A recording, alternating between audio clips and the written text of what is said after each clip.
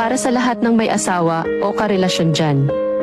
Kung may asawa ka, lalo pa pag may mga anak na kayo, itigil mo na ang kakachat mo sa iba. Tama na yung dahilan na walang mali siya.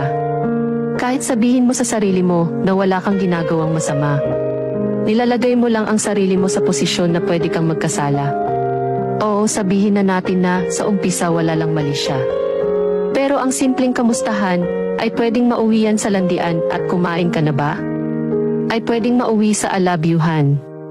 Kapag dumating na ang panahon na hindi mo inaasahan, alin ba ang mas maapektuhan? Relasyon at samahan, hindi lang yan. Dahil ang asawa mo pwedeng mawalan ng tiwala sa'yo. Mga anak mo mawalan na ng respeto sa'yo.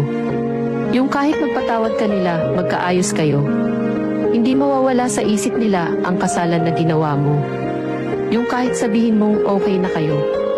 Tandaan mo na kapag ang tiwala pag nasira na, mahirap na yan mabuo ulit. Kaya kung isa ka sa merong kachat ngayon,